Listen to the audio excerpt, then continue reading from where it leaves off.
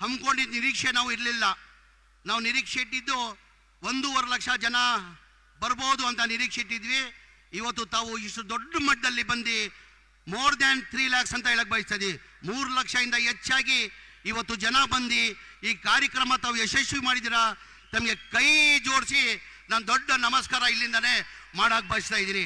ಹಾಗಾಗಿ ನಾನು ಹೆಚ್ಚಾಗಿ ಮಾತಾಡೋಕೆ ಹೋಗಲ್ಲ.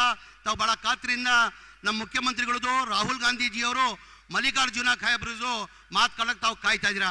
ಹಾಗಾಗಿ ನಾನು ಮುಖ್ಯಮಂತ್ರಿಗಳದ ಮನವಿ ಇಷ್ಟೇ ಮಾಡ್ಕೊಳ್ಳೋದು, ನಮ್ಮ ಜನಗಳು, ನಮ್ಮ ಜಿಲ್ಲೆ ಬೇಡಿಕೆ ಜನಗಳದ್ದು ಇರೋದು ಸರ್, ನಮ್ಮ ಒಂದು DC ಕಚೇರಿ ಆಫೀಸ್ ಆಗಬೇಕು 100 ಕೋಟಿ ವೆಚ್ಚದಲ್ಲಿ ಅಂತ ಒಂದಿದೆ. ತಾವು ಸೂಚನೆಯನ್ನು ಕೊಟ್ಟಿದ್ದೀರಾ. ನಾನು ಬರೋ ತಿಂಗಳಲ್ಲಿ ಬರ್ತೀನಿ. ಬರೋ ತಿಂಗಳಲ್ಲಿ ಆ ಗುದ್ಲಿ ಪೂಜೆಯನ್ನು ಮಾಡುವ ಅಂತ ಹೇಳಿದ್ದೀರಾ. ಅದ್ರ ಜೊತೆಯಲ್ಲಿ 250 ಬೆಡ್ದು ಹಾಸ್ಪಿಟಲ್ದು ಇಕ್ವಿಪ್ಮೆಂಟ್ಸ್ಗೆ 40 ಕೋಟಿ ಬೇಕಾಗ್ತದೆ. ಅದು ನಾನು ಕೊಡ್ತೀನಿ. ಅದು ಗುದ್ಲಿ ಪೂಜೆ, ಅದು ಇನಾಗ್ರೇಷನ್ ಕಾರ್ಯಕ್ರಮನ ಇಕ್ಕು ಅಂತ ಹೇಳಿದ್ದೀರಾ. ಅದು ಅಂತ ತಾವು ಸೂಚನೆ ಕೊಟ್ಟಿದ್ದೀರಾ. ನಿಮಗೆ ನಮ್ಮ ಜನ ಪರವಾಗಿ ನಿಮಗೆ ಧನ್ಯವಾದಗಳು ಸಲ್ಲಿಸ್ತೀನಿ. ಅದ್ರ ಜೊತೆಯಲ್ಲಿ ಎಲ್ಲರಿಗಿಂತ ಹೆಚ್ಚಾಗಿ ನಮಗಿರೋದು ಇಲ್ಲಿ ಗೇಟ್ 19 ನಮಗೆಲ್ಲ ಗೊತ್ತೇ ಇದೆ. ಹೋದ ವರ್ಷದಲ್ಲಿ 19 ಗೇಟ್ ಚೈನ್ ಲಿಂಕ್ ಕಟ್ ಆಗಿಬಿಟ್ಟು ದೊಡ್ಡ ಅನಾಹುತ ಈ ಜಿಲ್ಲೆಗೆ ಆಗಬೇಕಾಗಿತ್ತು.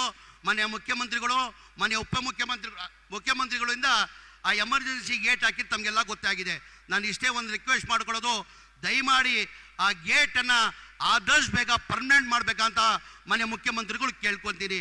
ಅದ್ರ ಜೊತೆಯಲ್ಲಿ ನಾನು ಹೆಚ್ಚಾಗಿ ನಾನು ಮಾತಾಡೋಕೆ ಹೋಗಲ್ಲ.